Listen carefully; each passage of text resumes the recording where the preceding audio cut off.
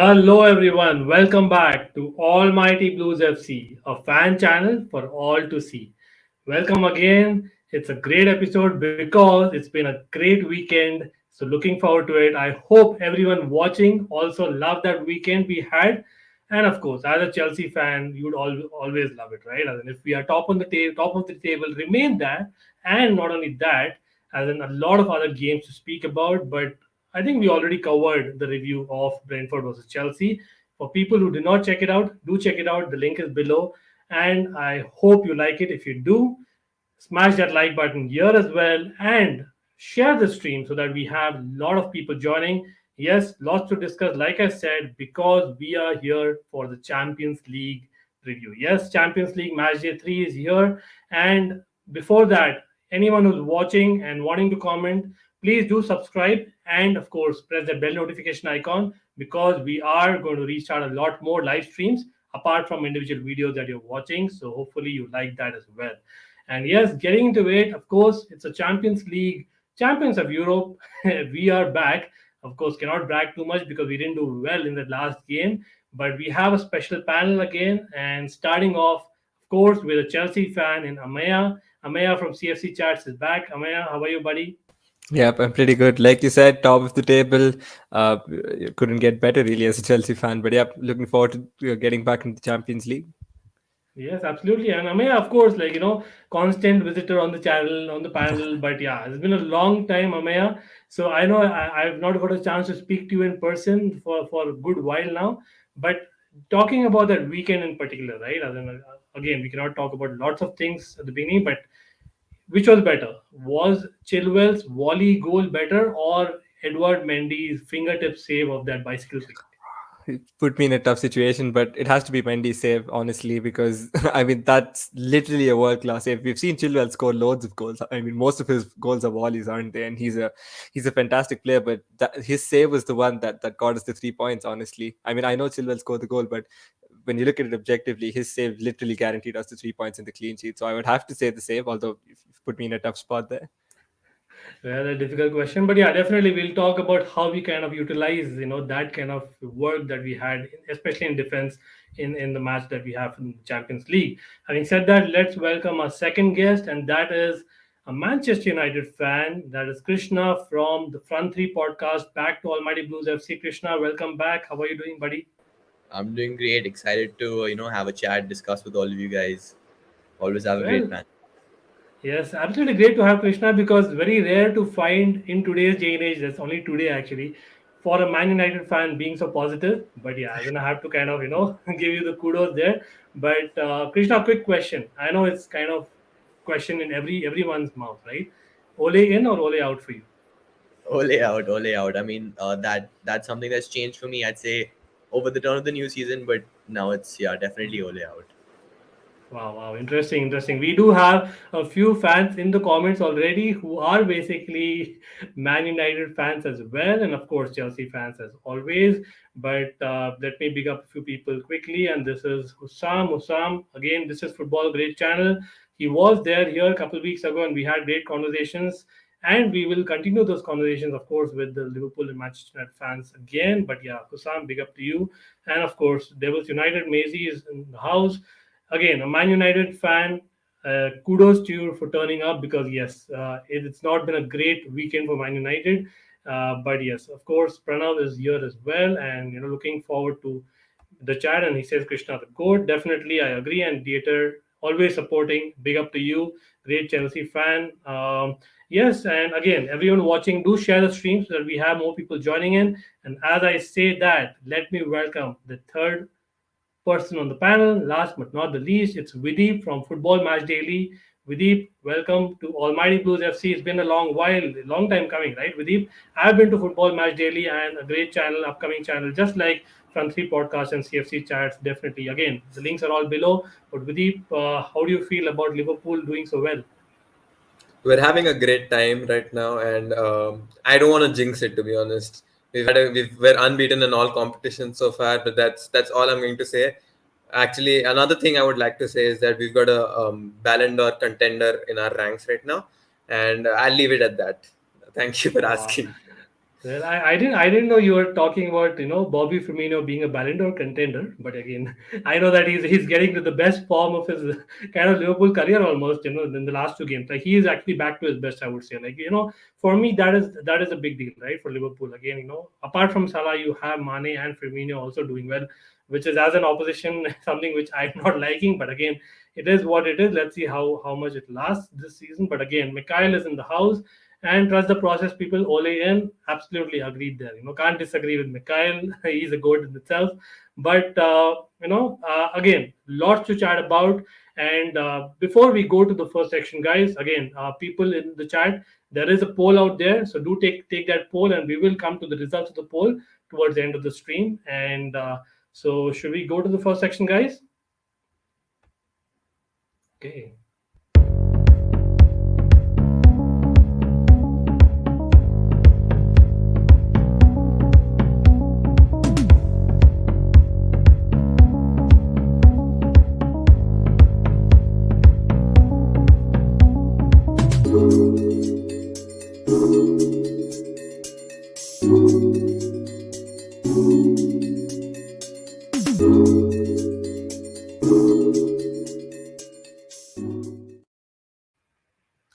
Okay, so before we kind of get into the section, I would like to say, everyone in the chat, do take a pen and paper if you are interested in a trivia. Yes, we love a trivia on this channel. Like again, who am I trivia? The links are below. Great series that we had during international break. Here we will present some facts in the form of trivia again.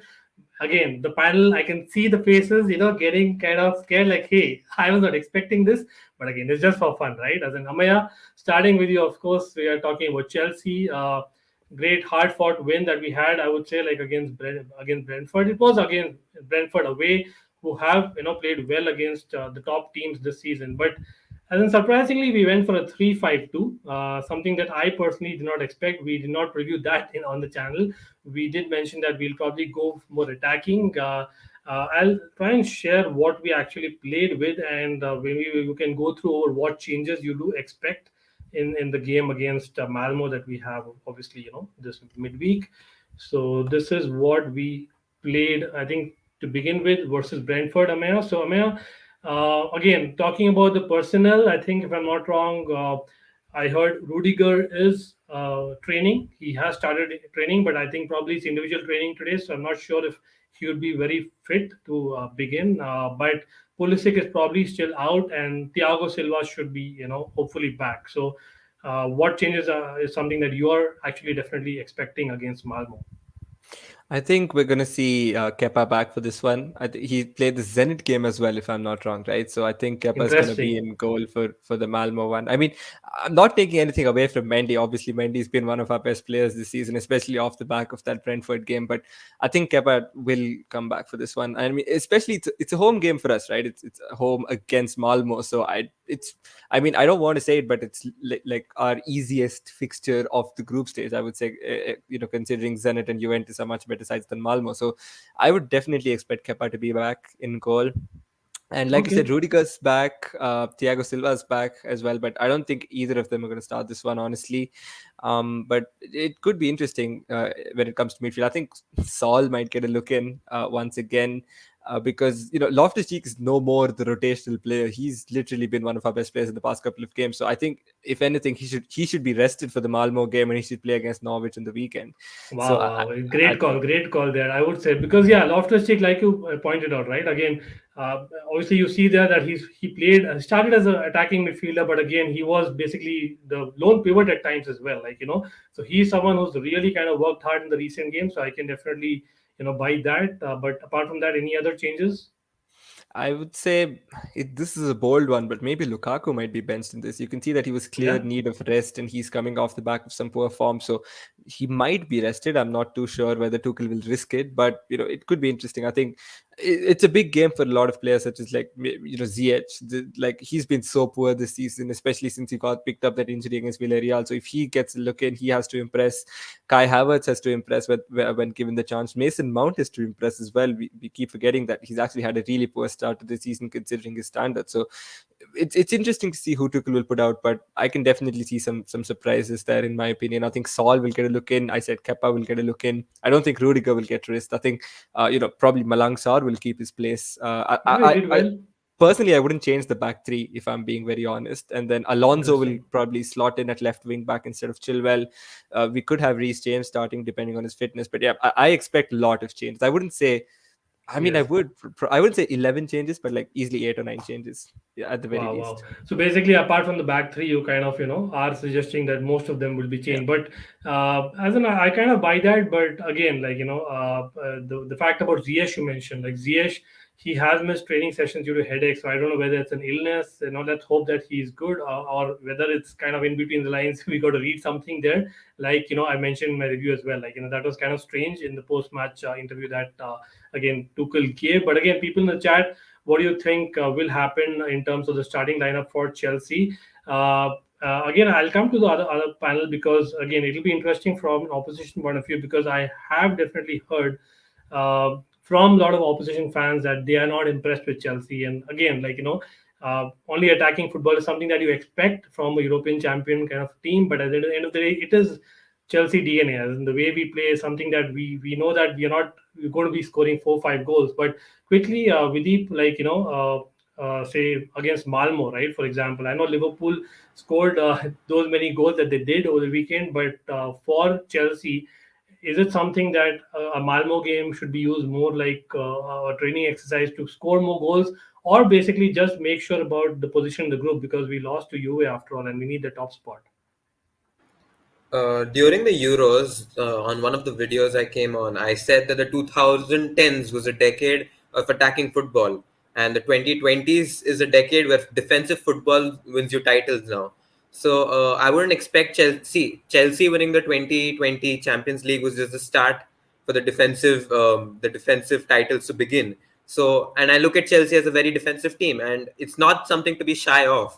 Maybe it's not the kind of football I enjoy watching, looking at my club, but it is the way Chelsea play. So I'm not expecting a big goal, a big game. Maybe a 1-0, 2-0 game would be good enough. Well, interesting, because yeah, as in the question, the poll was that considering the fixtures, which team do you see scoring the highest number of goals this match day? So, as in again, we will come to that trivia that I was talking to you about, because that will make it even more interesting. So Malmo, if I'm not wrong, let me actually go through. Yeah, I can basically take a sneak peek, but if I'm not wrong, definitely I think Malmo have lost about 6 games back to back in the Champions League, and in fact 5 consecutive games, right? And they have, as an aggregate, lost nil 24. That is what their scoreline has been, right, in the last 5 consecutive Champions League games. But on the other hand, Malmo, they are champions of Sweden, right? And they are league leaders. And Sweden, I think Swedish league is far ahead of the English league, and they are definitely, I think 20 odd games in the season. So maybe as in they'll be more ready from that perspective. But again, we know that Malmo conceded against Juve, and should concede against Chelsea. But it'll be interesting that Videep is calling a low scoring affair in terms of that record. But Krishna, I'll come to you, right? And then from again, I know Manchester United perspective, but for Chelsea, as in who do you see as the main cog apart from Lukaku, who'll be able to kind of score goals against a team like Malmo? So first of all, I mean, to answer your previous question, definitely don't take it lightly. My message to all Chelsea fans: take it from a United fan. I mean, I'd say we took young boys fairly lightly, and we saw where that brought us. But probably in terms of Chelsea, I'd really love to see someone like Mason Mount step up. It's been a long time since I've seen him on the score sheet, and I think in the Champions League big stage, especially with what all the other youngsters are doing at the time. We saw Greenwood on Sunday. We saw Phil Foden as well. I think this would be the perfect time to step up for him.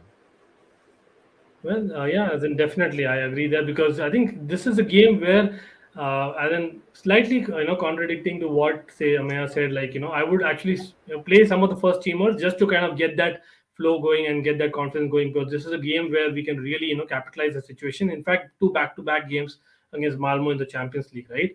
Again, I don't know, people in the chat, as in what do you think would be the starting lineup? And let's actually get to the trivia, because again, there are people watching. There are 10 of you all watching. Let's smash that like button. Let's get in more people. And there's a quick trivia for you all, a fun trivia at that. I know we don't know much about Malmo. Like, honestly speaking, I would not claim to be an expert in Swedish football, but this is basically, I think, if I'm not wrong, again, we have played Malmo earlier. I don't know if anyone remembers, anyone on the panel or the chat. We have played Malmo earlier, and it was a crucial knockout fixture. Again, we saw in the clip. Obviously, it was a Europa League fixture, but can anyone tell which round was that that we actually played Malmo, and what was the kind of scoreline? I think it was the was it it was the round of 16, wasn't it, of the Europa League? Close, close. And Let's give it to Ameya, right? As in, definitely Ameya gets a point there. But yeah, the round of 32, it was, fair. and in that round of 32, again, when you saw in a clip, giveaway was that we had goal scorers Ross Barkley and Yeah. Olivier Giroud, and of course Hudson Odoi also. Those days was not starting every game like he's still, but yeah, he scored a goal as well, right? But over two legs, we beat them 5-1, and in fact, Barkley got two goals over two legs, and so did I Giroud. So remember the away leg. The away leg was 1-0, wasn't it? Barkley was the only scorer in that game. it was actually 2-1. Fair enough. Yeah, it was I 2-1. But yeah, think as I in confused him. Who did we play in the round after that? Was it Slavia Praha? I think that was the okay, next opponent. Amir I is just think. trying to trick me there with another question. But yeah, I think you're probably right. I think it was Slavia Prague, as in, if I'm not wrong. But yeah, as in, that is first point to Amir. And then in terms of just Swedish football, right? Again, I think it's the first meeting between an English side and a Swedish side in the Champions League since 1999. Again, I know that I'm kind of putting the panel on trouble here, asking 1999 questions. But anyone in the chat out there remembers which team was that from England that played a Swedish side in 1999, and what happened in the Champions League? Remember, again, it's kind of ironical. Look, I wasn't even born in 1999, Okay, man. Come as on. in, there's a reason why I'm asking that question. Right? I'll give a clue. And 1999, which club in England kind of played a Swedish side a long time ago, who used to be in Champions League, who's not in Champions League anymore? No pun intended. Is it Arsenal? It's got to be Arsenal, right? Yeah, then definitely. It was Arsenal. I think beating, it's called AIK, if I'm not wrong, in 1999, and that was the last time. Of course, we also, I think, played around the same time a Swedish side. It was Helsingborgs. It was in the Cup Winners' Cup, a very crucial victory that we got against, Helsingborg. So again, some Swedish trivia there. But in terms of us, like just as Chelsea, we have, I think, lost only two of our last 48 home fixtures in Champions League group stages. Uh, Again, a great record, but we have those two blips. In the last 48 games, group stages, we have lost two games, right? Come on, Amaya, you should get it. Anyone in the chat, two losses that we had in the group stages at home, which two matches were these? As in, one definitely, I can give you a hint. One was it in the 2012 season? One more. Okay, let me actually. I was coming to that. So one was in Okay. 2013, Okay. and one was in 2020. 2019, actually. Yeah, technically 2019, right? Oh, wait. The first one's Juventus, right? No, no, 2013 at home, Juventus. no, at home we beat them, but yeah, I think it was a draw. Sorry, at home, but yeah, Oh. at home. Okay, there's again a significance to this question. I'll probably throw the question to Videep specifically. In 2013, we were beaten by a side at home in the group stages of the Champions League, which was the first in the last 48 games that we had at home. So it was obviously some Liverpool connection, and that is why I'm putting it to Videep. So which side would have beaten Chelsea? I think, if I'm not wrong, they beat another English side as well in Europe just before, in fact, a year ago. Before that, I was going to guess Bayern before you put the Liverpool connection thing. I'm blank. Okay, I have no idea okay. which club you're So talking about. it was definitely Mo Salah's club, FC Basel. FC Basel, they beat us. I think if I'm not wrong, it was 2-1, if I remember right. but Mo Salah scored, and that's when it prompted us to sign Mo Salah, and that's what we always do, right? People who kind of do well against us, we sign them. But the second one, I think Amir, I thought you'll definitely get it. Come on, the clue is 2019. It was under Lampard, of course, and someone stepped up to take a penalty. Very confident Oh, it someone. was Valencia. It was Ross Barkley who missed the penalty, wasn't it? Yes, Ah, you saw yes. in the How clip could I forget? already. How could I forget? Of course, of course. But yeah, as in talking about that Tuchel, right? Thomas Tuchel, I think he's just lost one game in the last 13 home Champions League group stage matches as a manager of any club for that matter, right? So 1 in 13. Again, that's a great record. Tuchel, hats off to him. So I'll come to Krishna. Krishna, do you remember the game that Tuchel lost in the Champions League group stages at home? On the only game, rather. Uh, which one do Anyone you in the mean? chat? Come on, like there has to be a connection. Krishna is a Manchester United fan, and Amaya kind of gave it away with his expressions. It is certainly yes. It was Oh, Manchester Juventus. United. Yes, with PSG, Tuchel had lost, right? It was just last year, if I remember right. It was actually we kind of feel that it's so old, but it was technically just last season, right? As in, he lost early on. But yes, it is. I think Tuchel's 10th Champions League game for Chelsea.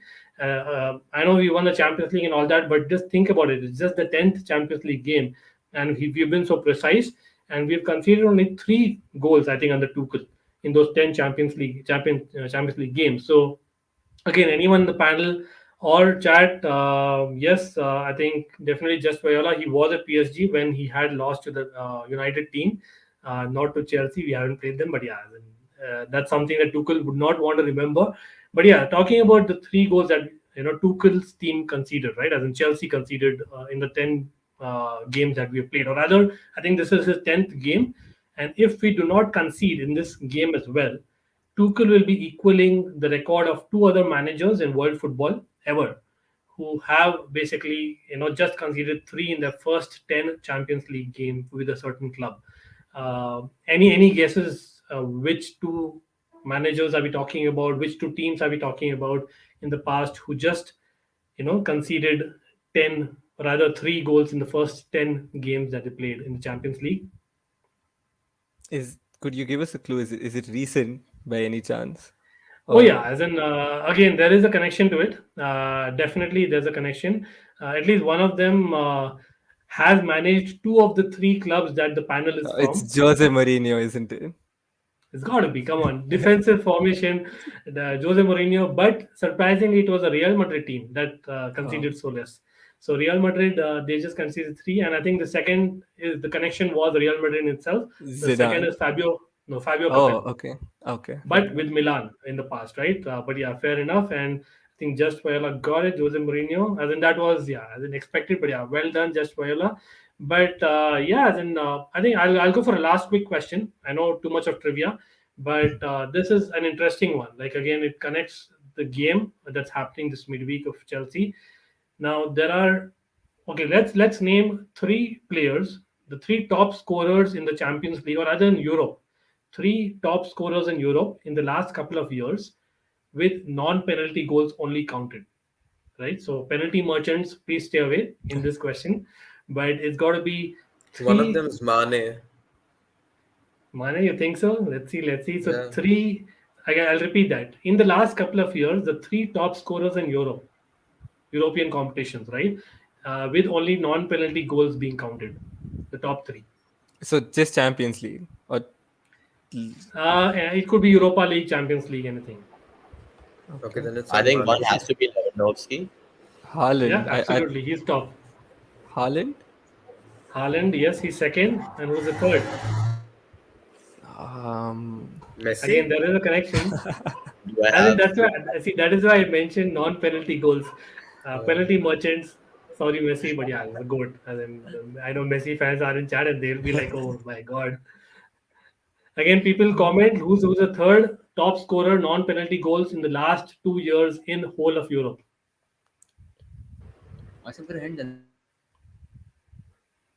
Okay, I'll give it away. Let's go for it. It is basically RL9, Romelu Lukaku. So Romelu Oh, Lukaku, yeah, and that's surprising, right? But it's true. He yeah. scored a lot of goals in Europa League when Inter had a great run as well. Of course, they lost in final if I remember, but yeah, that's interesting. But again, people say Romelu Lukaku doesn't score at the grandest stage. We have a consistent run of 2 years, and it speaks for itself. So hopefully he gets his form. That's what I would say. So yeah, as in quickly, I know a lot of trivia. I hope you all love those facts. A lot of facts in there, but we'll take a quick prediction. I'll start with Vidip. What do you think will happen, Chelsea? I think you went for 2-0, if I'm not wrong. 2-0. I think Okay, 2-0. fair enough. What about you, Krishna?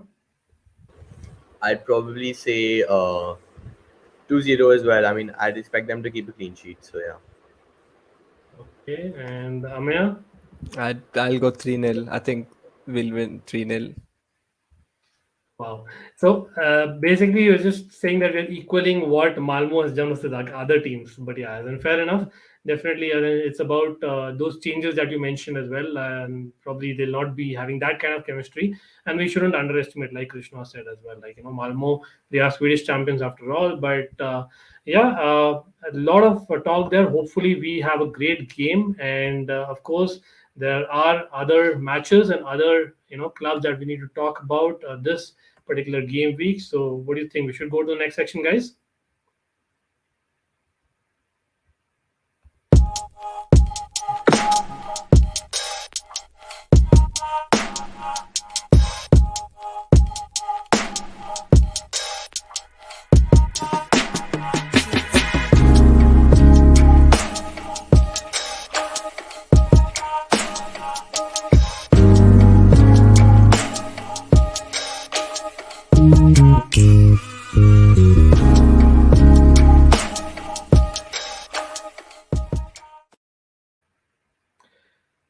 We had to talk about United because yes, a lot of things are happening at Manchester United, and definitely Manchester United doesn't flatter to deceive. Again, great historical club, but as an opposition, I am just loving what's happening right now. No banter there, Krishna, and that's a fact. I hope you would agree there, right? But quickly, in terms of basically the game that they have, that's the important thing for them. It is Manchester United versus Atlanta. It is an interesting group, of course. Quickly before that, Group H is what we covered. Juventus are away to Zenit, so Chelsea will certainly hope that Zenit get the better of Juventus, and that's when we can probably get back at top spot. But coming to the Atalanta game, that Manchester United are playing at home. Technically, it is sixth in the Premier League versus sixth in Serie A, so Hmm. nothing to kind of differentiate there. And if I'm not wrong, Atalanta are actually table toppers in Group F in Champions League right now, and Manchester United are in third spot. I know it's just a point or two difference, but again, let me actually try and share the groups itself because that will give us a better picture, and then we can maybe discuss further. But yes, certainly this is a top game for this match day. I would say Group F is what we are looking at. So Atalanta is at 4 points, and Young Boys and Man United are at 3 points each. Again, Atlanta cannot be undermined at all. Some great players there. I know they haven't scored many goals this particular Champions League, but they are known for scoring goals, traditionally speaking, and they have a lot of star players in Zapata and Ilicic. Mele was a star during Euros, and we all know his recent form as well. Zappa Costa, the poor man's Cafu is what I would like to say, as I do always, but yeah, as in just kind of putting his leg. But Freuler is there. He's a good midfielder. De Roon is there, a good midfielder again. Pasalic, an ex-Chelsea player, is there. Uh, I think Demiral is also a good, decent defender that we have from Turkey. And I think Pessina is out for Atlanta. So maybe Man United have some leeway there. Pessina is a person in form. But for Manchester United, I think Varane is probably out, if I'm not wrong, Krishna. Is that correct? Yeah, yeah, you're right. Okay. Perfect. So, Krishna, like I know it's kind of very close in the table, but considering what happened in the weekend, like the 4-2 loss versus Leicester City, and of course what happened against Young Boys, just the whole situation, the atmosphere. You think it's really a must win, considering all that, and of course the table situation as well as Oli's situation. No, man, it's definitely a must win in my opinion. And I know there's some United fans who are saying, let's sacrifice this loss, and pressure will be on Oli, and therefore he'll get sacked. But I don't think the Champions League is any place to just take things for granted. So it's definitely a must win. It's a very, very crucial match. So yeah. Interesting. Yeah, as in, I agree there. But having said that, like in terms of Oli, like just a quick prediction there. I know it's nothing to do with basically Chelsea or Manchester United in particular. It's just Oli Gunnar, right? As in Yeah. the fact that I think Mourinho also had a better record now compared to Yeah. Oli, both in terms of matches won as well as trophies, of course, right? As in, do you think Oli is just getting that extra leeway because of the fact that he's yes boss kind of as in the persona? As in again, it's only speculation. As in media always speculates, right? As in I'm just kind of asking you, like as a Manchester United fan, do you see that as a reason, or is the fact that Oli obviously was a legend as a player at Man United?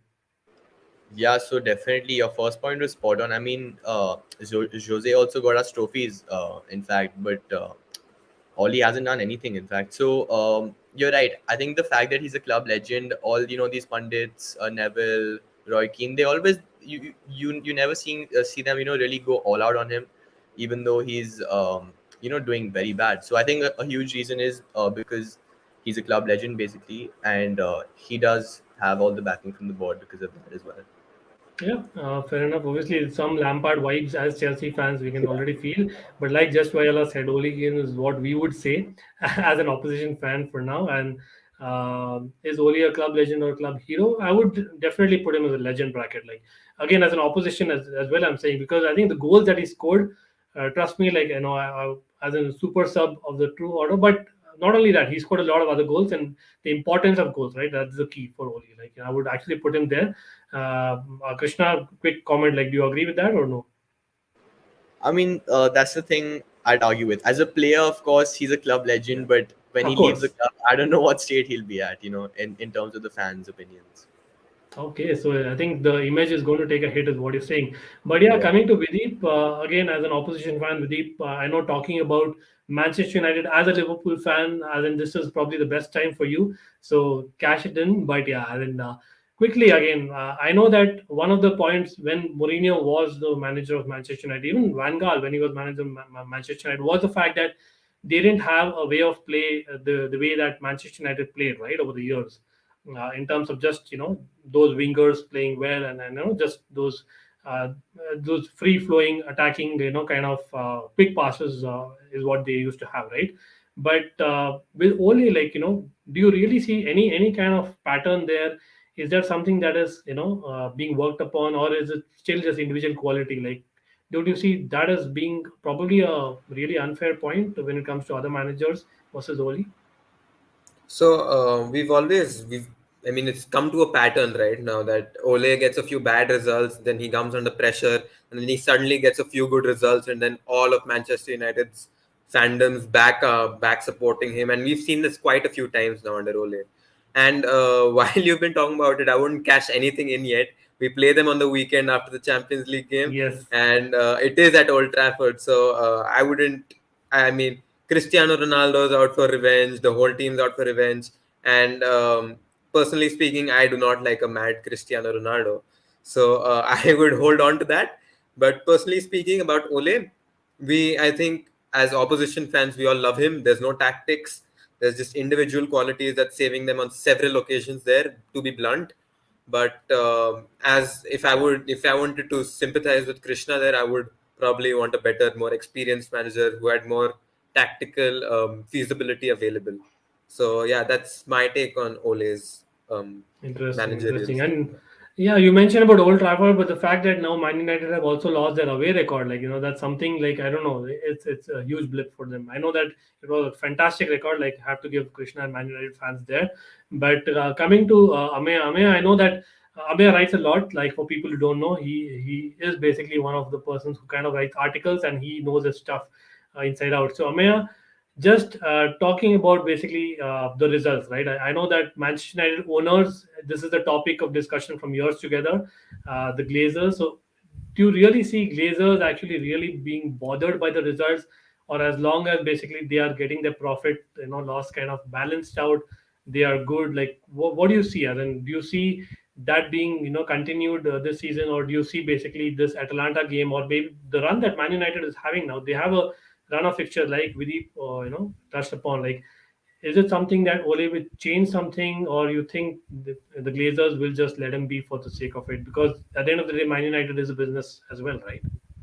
Yeah, I mean, it's sort of different though, I would say. I mean, unlike how, for example, Chelsea, right? The relationship with Abramovich is direct. There's no middle. Like, basically, Marina is the one who runs the club, but she reports directly to Abramovich, right? There's no particular board of directors or stuff. There are, but they all report to Mr. Abramovich. It's not the same way for United. Although Glazers own the club, I think most of the things that the club does is self-sufficient, right? I mean, you talk about the finances, or you talk about borrowing money, or you talk about spending money on player sales. It's all organic. It's nothing pushed in by the owner. So the Glazers, I don't think they really care, like you said. I mean, unfortunately though, for Manchester United, because they are still, I would say, they're one of the biggest brand names in the world, especially in football, right? I mean, there's no harm in accepting that. So considering that, they've milked it to the potential, I feel. And honestly, it's down to how much the board of directors care.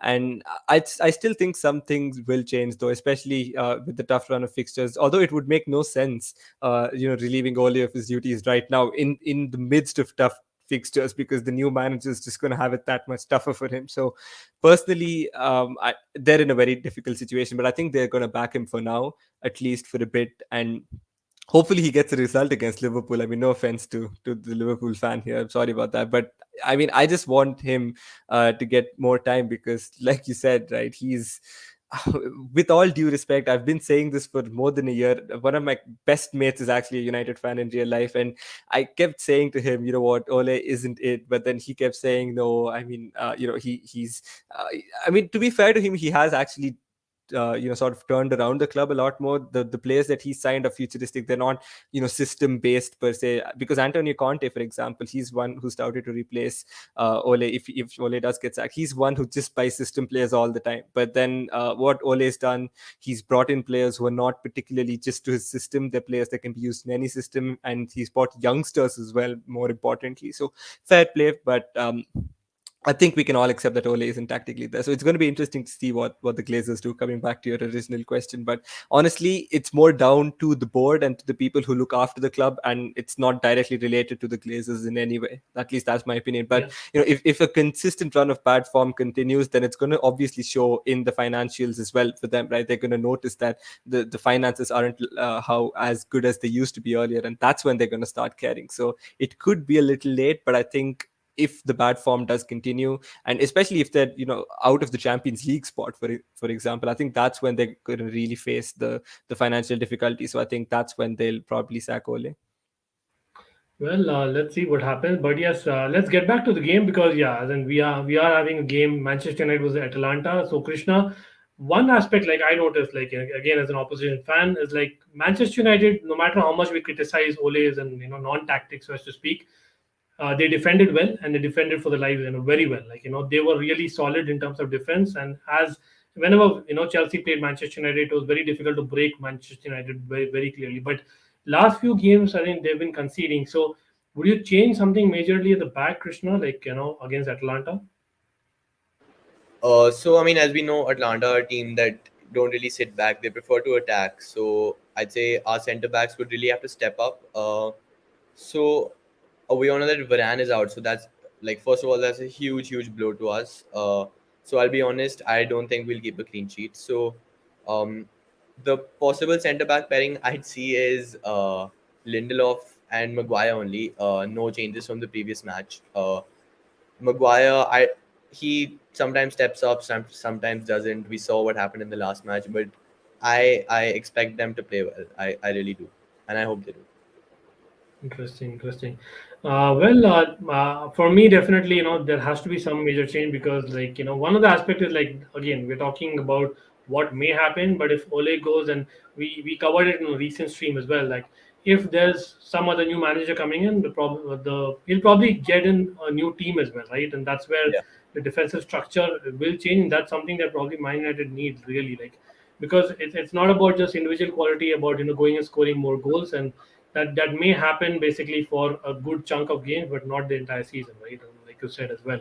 But there's got to be some change for sure. Having said that, let's get to the quick predictions. Of course, like Amaya, do you have something more to pitch in there? Yeah, I mean, just quickly, it's not about the like he said, right? It's not about the individual, defenders. It's about the defensive structure as a whole. That's what they're missing. The squad is so imbalanced, especially in midfield. Right? I've kept saying this. There's no way you can play Pogba and Bruno together and get the best out of both of them and still have a stable back line. It's just impossible, and that's the situation that they've brought upon themselves because Pogba can't play in a double pivot, but Bruno's best position is the number 10 and not on the wings. So there's no way you can integrate all of them together, especially with Rashford coming back, and you have one of the greatest players of all time, Ronaldo. You have one of the best young talents in the world in Sancho. There's no way to integrate all of them. On top of that, the midfield has been atrocious this season. I'm sorry to say, but McTominay has had injury problems. Fred has been horrendous. There's no other way to say it really, and Matic is showing his age. So it's not about the defenders per se. It's about the defensive structure as a whole and how it balances the team. And as things stand, they have one of the most imbalanced top squads easily. They have very good players, but there's no way to integrate all of them together. Great point, great point. Thanks for pitching in, Amir, definitely. But yeah, getting to the predictions now, like I'll probably start again with Videep. Manchester United, Atlanta. Again, just putting a neutral hat on, not the Liverpool hat on. But what do you see happening in this game? 2-2, I'd say 2-2. Because Man United, there's no way keep a clean sheet, and Atlanta score goals. But then obviously with United's attack, you can't expect them not to score. And while we all know that Atlanta are the team that always surprise big teams in Europe, they're not the best in the group stages. So I'd go for a draw, 2-2 draw. Yes, I take that again. But again, Amaya, what about you? I think United will win this. I'm going to go for a 2-1 win. I think because this is the exact sort of side that United love to play against, hitting them on the counter. And that's the same thing that happened with Nagelsmann Leipzig as well. Absolutely Yes, and smashed them at Leeds Old Trafford. also, right? In the Exactly. beginning of season, yes. Exactly. So I think this is the side that United love facing. So I'm going to go for a 2-1, possibly a 3-1 win as well for United. Yeah, and then rightly put. But yeah, then wow, quick point there because Atalanta have not been as attacking as what they've been in previous couple of seasons. Like I did notice that. I don't know if it's a conscious effort of Atlanta to kind of concede less. But yeah, then fair point. Krishna, again, what do you think will really happen? Yeah, so like I said, we're not going to keep a clean sheet. Even worse, I might just say we'd concede first, but Manchester United is known to be second half FC. We're known to be 1-0 down FC. So hopefully Cristiano Ronaldo and the team can pull something off. But this time for the predictions, I'm not really going with my brain. I'll go more with my heart, and I'd say it's 3-1 to United. Fair enough. Again, like it's crucial because I think young boys are playing at home to Villarreal. Like that'll be the crucial one. Of course, in a way, I think Manchester United were lucky that I think last game Atalanta kind of took 3 points in the other game, so that kind of made it very close. It could have gotten worse, but I think that game will probably call it. But it's very interesting because I think I always say like the third and the fourth match in the Champions League group stage determines kind of where you end in the group stage. Like those are the most crucial matches, and the fact that they have back matches against Atalanta and we have against Malmo will be kind of a difference maker. Like it's for United to kind of take it now or never, right? But yes, a lot of United talk there. But again, people in the chat, I hope you liked that section as well. Let's move on to the next session, guys. Okay. Let's go.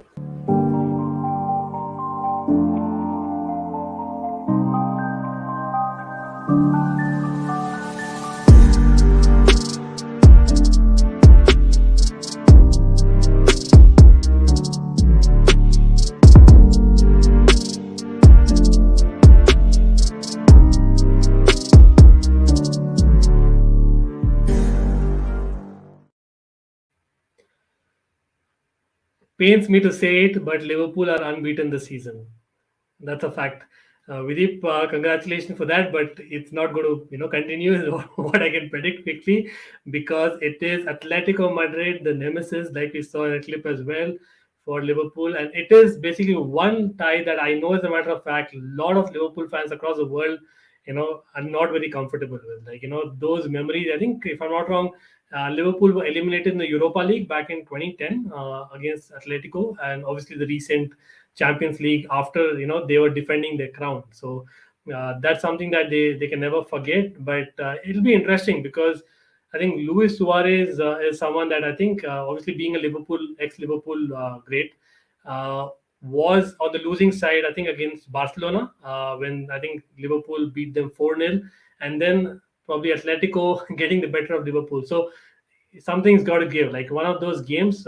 Having said that, this is a group of death. Like, let me quickly show you all the group, how it stands, because honestly speaking, like, I don't know about you all people watching, but for me, I am slightly disappointed by this entire group. So we are talking about Group B here, and Group B, yeah, Liverpool are on 6 points, Atletico are on four. So Atletico were in a way lucky because I think that penalty that they got against Milan was kind of debatable, but it is what Atletico do. They win dirty, right? And that's what they really did again, yet again, and it's kind of made that group in a do or die situation for both Milan and Porto. So again, that can be a good point for Liverpool because Liverpool, like maybe now, is a time when Liverpool may just make some changes. So, Videep, would you actually make that Konate, likes of him coming in, or maybe even like anyone else? What do you reckon will be the starting level? We played Milan first game of the Champions League, and I was expecting our first lineup, our best lineup to start. But then Klopp being Klopp, of course, he didn't play the first lineup. I'm not expecting a first lineup, so I'd go for Konate and Gomez in the back, along with Trent and Robertson. Obviously, I don't think they're going to change. Um, the midfielders where we're having problems, injury problems this time. Fabinho would be back from international break. We'll have Jones out. Jones has been brilliant for us before the international break, and Thiago obviously out. So I'd say Henderson, Milner, and Keita probably starting. And then the front three, it's again, if Klopp wants to continue the front three's form going on, if he wants to continue them, he wants to keep them fresh for the United game, or whether maybe Jota, Minamino, and Origi start. So I think that's something I would look out for, the front three. Otherwise, I think more or less we're going to keep a similar lineup against what we played against Watford, save the back two. So obviously, Allison too would be back for this one. I wouldn't be surprised if Kelleher starts, but Allison of course is back. So I honestly, this is one game I cannot predict the lineups to because it's either. I mean, see, I wouldn't be surprised if Klopp lets this one go because he doesn't have a home record to fall back upon, and obviously we're 2 out of 2 wins. So that's another thing to look out for. But saying that, Madrid, both the Madrid sides, I'm afraid of them. They've been the reason we've been knocked out of the Champions League the last 2 consecutive seasons. So another game I'm not looking out. Kind of relieved that we played them in the group stage itself, but I'm quite confident of the outcome of the group. So this game is not one I'm quite looking out for. Yes, yes. And again, the group situation is such that, like, I can kind of get what you're saying because I know Klopp, knowing Klopp, like, he does not really take chances in the Champions League game, but he did that in the very first game. So he might as well do it again because I think Jota was one person. Like, in last season, he was the thing. Like, people are calling him as, a much better signing than Werner. And probably, at that point, I can, definitely, I could have taken that. But now Jota is nowhere because Firmino's form is there, and you don't know if you want to kind of rest him. But yeah, then talking about the weekend, right? Obviously, Liverpool had a big game against Watford.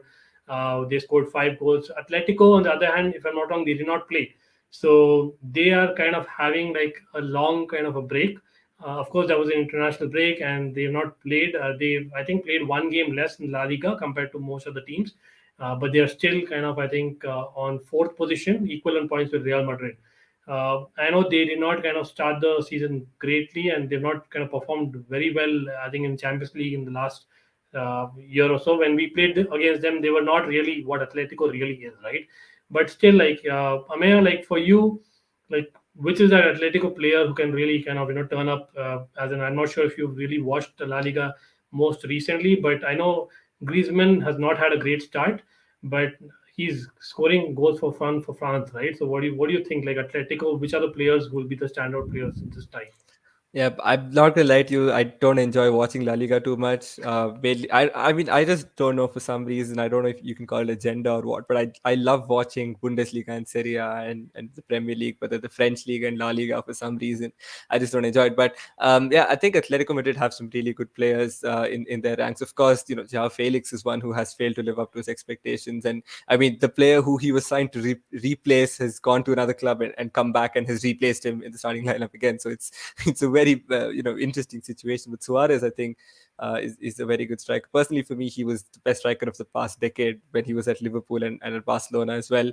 But Wow. yeah, I really used to like Luis Suarez for some reason. His partnership with Daniel Sturridge, I used to adore Probably, those two. yeah. As in, I can give you that because, yeah, I think Vidip obviously will agree, but I don't know about Krishna. But if you're talking about that one single season, right, as in the Yeah. best quality in terms of quality alone, one season that anyone had in the Premier League or even like I think in the world, like one single season, like as a striker, he probably had that great season. But again, like maybe I'm a little bit old school. For me, Thierry Henry, the days that when Thierry Henry used to play, right, as in he was unplayable. Like he was something else. Like again, that's just me being old school. But yeah, please continue.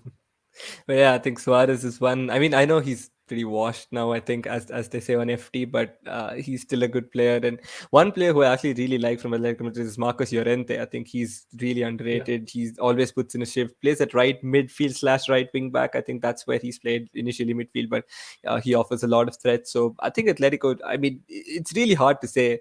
Who will turn up for Atletico Madrid because they're all such Yes. buff guys, always looking to push you into the ground, aren't they? So it's going to be interesting how the match pans out. But Yeah.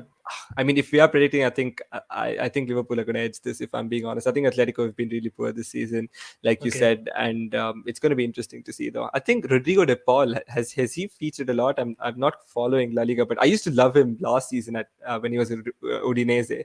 But I don't know how he's performed at Atletico this season. I'm going to be honest, but let's see. Yeah. So what's your prediction? I'm gonna go for a 2-1 win to Liverpool this time. I think Okay. that's what I predict. But yeah, let's see how it goes. I could be completely wrong. I haven't watched too much of Atletico, if I'm being honest. As in, that's a fair point. Like I did watch the Champions League games and a little bit of La Liga as well, right? And definitely, they have that grit still, but it's not as what it used to be. Like that's only something missing. But again, they were hoping that Griezmann will give that that inkling of quality that they really need. And in Felix is someone that they're not used to his potential. But Thomas Lemar has done well against Liverpool in the past. I know, as a matter of fact, I'm sure Videep will remember. But Krishna, quick prediction from you. Yeah, so I mean, Liverpool's front three, no pun intended, is finally back. They're reunited. So I'd expect them to be firing again. I'm not very sure how Atletico's backline is. I don't really follow, but as far as I'm concerned, it I don't think it'll match up to Salah, Mane, and Firmino. So or Firmino slash Jota. So I do expect Liverpool to take the win. I'd say 2-1 as well. I'd agree with them. Yeah. Okay, so I think two of them going for 2-1, and it's going to be Atletico's defense versus Liverpool's attack. That's it. Let's see. I don't know. Yeah, it's a fair point because Atletico, the fact that they got those points right on the board, they might as well take a draw. Like Videep has a point as well because certainly I think for a change, this will be a game where they'll probably be happy with the point. But again, knowing Klopp, I will still be surprised. Like if he does not go for that win, and that's when Atletico has to kind of come back. So Videep, again, what's your gut saying? What's your prediction? If Minamino, Origi, and Jota start, we win one. We win 2-1, as the guys have said. But if Salah, Mane, Firmino start, we're winning 4-1, 5-1, and Wow, interesting. Wow, Liverpool. I know scoring goals for fun, but it's Atletico away, and you've not got a single win in your history in Atletico Madrid. But yeah, as in there's always the first is what Videep would say. But again, a lot of chat there about Liverpool. Of course, we are talking about Group B still, and we have two other teams again, two historical clubs, Milan, Porto. Milan, unfortunately, I think they've definitely been unlucky. Is what I would say. They did very well for about an hour against Liverpool, but those early kind of misses, came back at them biting. And against Atletico, it was those decisions by the referee which did not, kind of favor them at all. But Milan, I think, will probably be playing with a third side because they have, I think, almost about 12, 13 players injured as I speak. I know Giroud is playing for them and scoring, but that is the saddest part, right? As in Milan back, again, I've gone on record saying Milan is probably, I'm having a soft corner for Milan, like all over the years, right? And because of Kaka Shevchenko, obviously, next Chelsea player, being a Milan player, legend as well.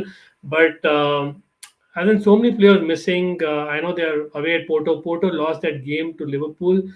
What do you guys think? Videep, what do you see in that game happening? Milan finally get a win in the Champions League campaign. Yes, they've been disappointing so far. I mean, not by their own standards, not by their own faults, but they've been great in the Serie A. And I think we can expect them to be Champions League regulars from now on, seeing the kind of team they have, seeing the kind of backing they started to get from their board, and even looking at their Serie A form itself. Maybe this is the first win they get. Porto were also very unlucky last couple of games, but I think this is the one chance Milan get to redeem themselves to get back in the Champions League. So 3 points for Milan there. Interesting, interesting. Yeah, as in again, spoke about Chelsea, spoke about basically the red rivals, so to speak.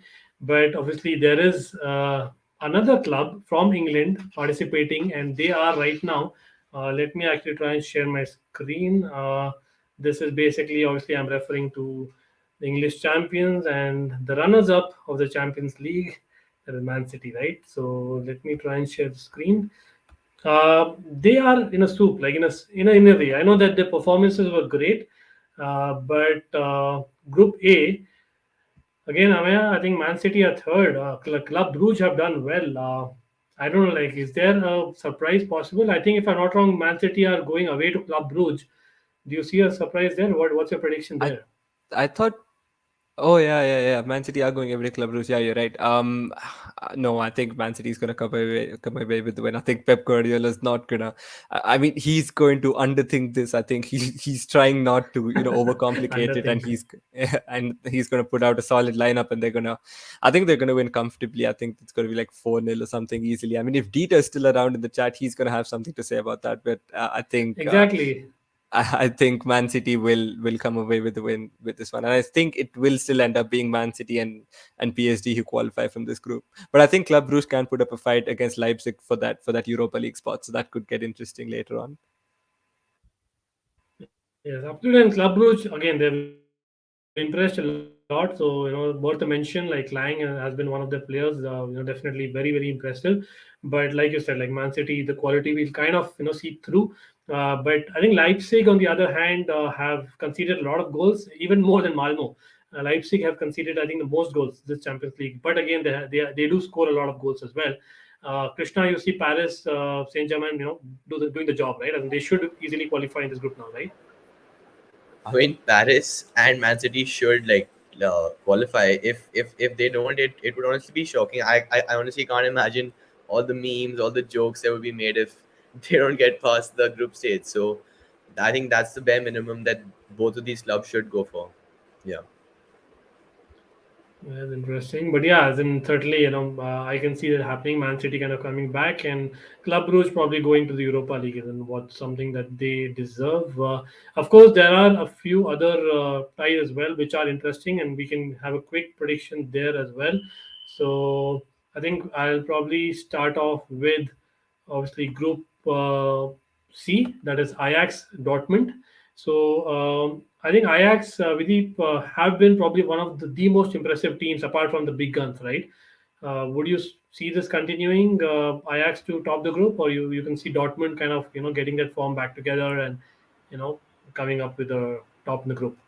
My brother supports West Ham United, and we all know what Sebastian Haller has done for Ajax in the Champions League campaign so far. But to be honest, we also know the likes of Bellingham and Erling Haaland scoring goals for fun. So maybe, yeah, both of them too do top the. I mean, both of them do go through, but I think Ajax versus Dortmund is a Dortmund game. That'll be an interesting one. Like, I hope a lot of goals. Like, one of those Champions League nights that we have. Like, one of those nights that we are expecting. But I think let's move on to the next group, which is Group D, and this has to be, I think, the most interesting group of this Champions League. Like, I know Group of Death is something that we all expected it to be, and of course, Manchester United for the banter that one may want as an opposition fan. But honestly speaking, if you're just talking about purely, footballing stories, Sheriff.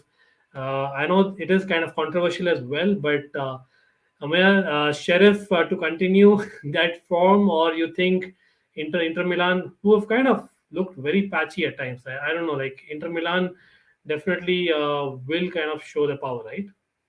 Yeah, I think Inter Milan definitely have to get their act together. They lost against Lazio on the weekend as well. I caught that game. I like Maurizio Sarri for some reason, so I watched that game.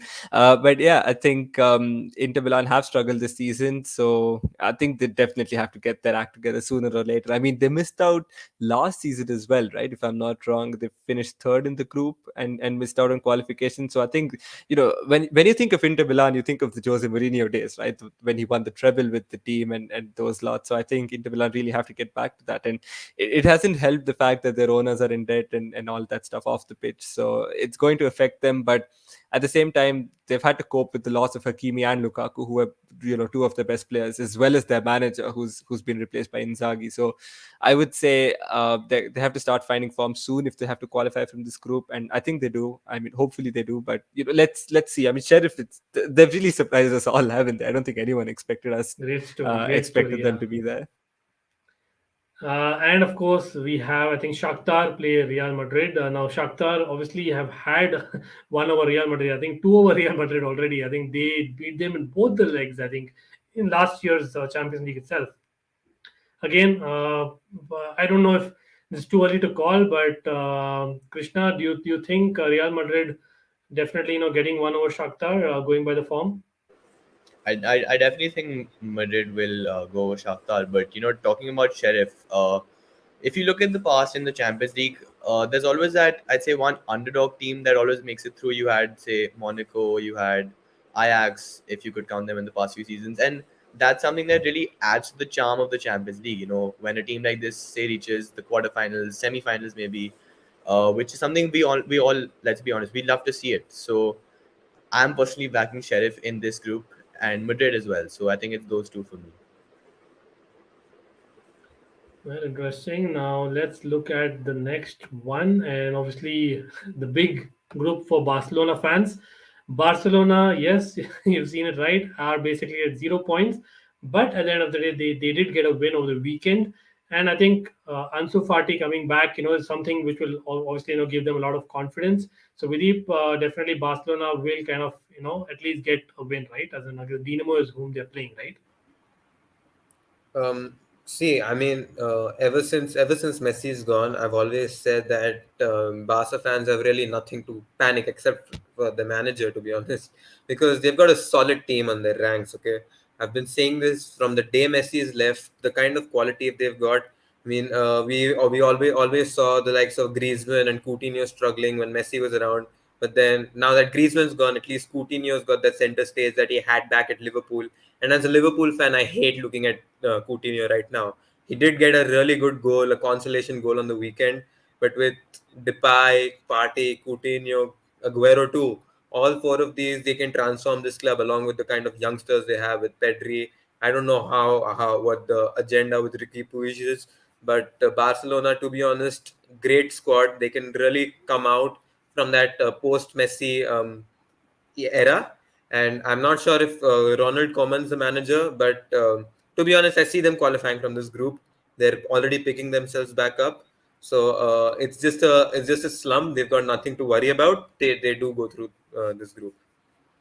Well, that's I think a surprise call, but yeah, as you said, like talent is there. It's about them kind of clicking together, but they have to definitely pull up their socks. Then that's basically that stage that they are in this group. But talking about Bundesliga quickly, Mamaya, you mentioned Bundesliga in the stream already.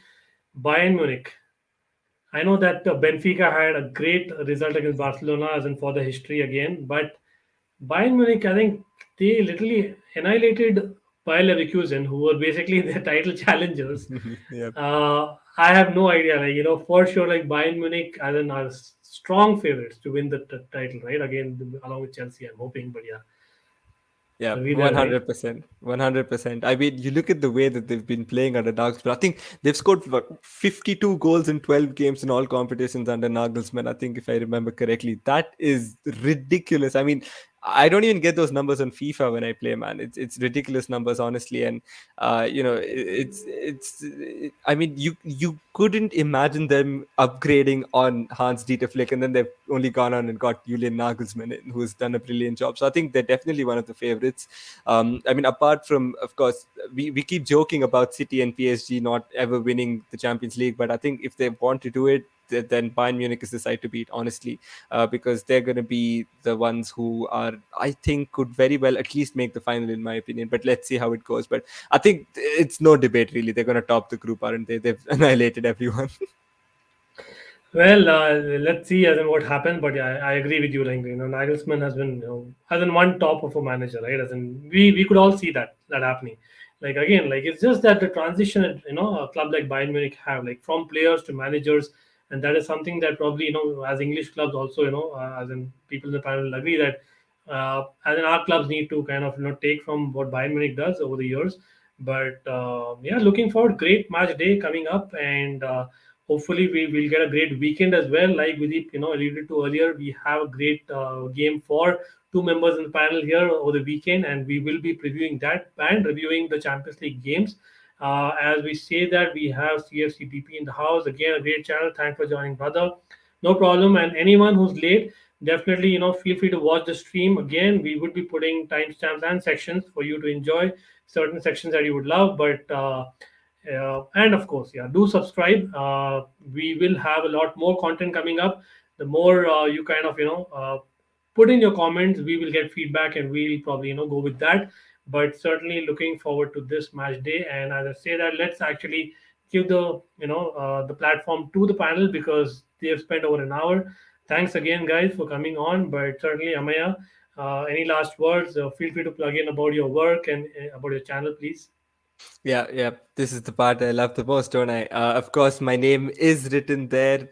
Oops, the wrong side. Yeah, it should be here. My name is written there, and you can also see the YouTube channel, which I run along with Matt, who's a friend of mine. The link is in the description as well. So if you guys did like what I had to say, then be sure to check that out, because we also do. I mean, we don't do weekly streams. We're not as regular as Ankit here.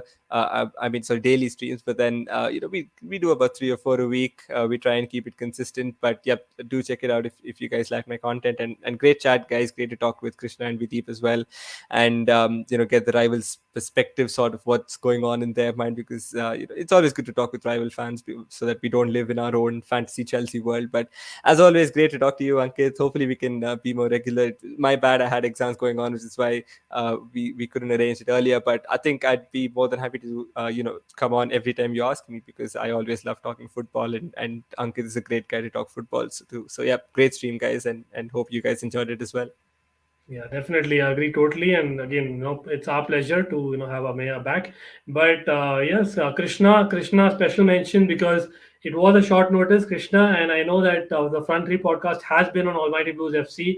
Again, a young upcoming channel, but I would really highly recommend, along with obviously the other channels, for the panel that are there. But Krishna, again, thanks a lot for coming on last moment, and of course your inputs were great. Anything that you would like to add? No issues. I mean, in terms of our channel, it's all in the description. But one thing I'd like to finish off, with reference to the Liverpool versus United match. Videep, this one's for you. See. I wasn't expecting that, but that is some confidence, Krishna, I must say. Like, hats off to you. Like I said earlier as well, great positive guy, and of course, great channel, Front Three Podcast. Definitely give a follow. Videep, you have an opportunity to respond. Come on, Videep, you can do it. No, I'm gonna be humble here. I'm pretty sure we're not keeping a clean sheet against Manchester United. However bad you are on the pitch, we're going to be worse defensively. That's all I can say. But And of course, yeah, channel, yes. Please tell us it's about your been a channel. joy to be here. It's the first time I've been on Almighty Blues FC. However, Ankit's Ankit and I have had a few mutual conversations along on a few other channels. But yeah, Football Match Daily again. We've just started out. We're getting 2 videos out per week, and obviously appreciating the kind of work Krishna, Ameya, and Ankit, all of them are putting in for the community. Always a great. It's always great to talk to like-minded fans. Also, Ameya, may I add, your background's kind of blinding me this entire hour or so. Uh, kind of makes mine seem a little out of place. But yeah, it's been a joy to talking to the rest of you. Interesting. Great stuff there. But yeah, as in again, people in the stream who are definitely there in the chat, thanks for joining and do share the stream. And we will be coming up with a lot more content. And as I said earlier, do give them a follow as well. People in the panel, everything is there in the description. And till then, take care and up the Chels.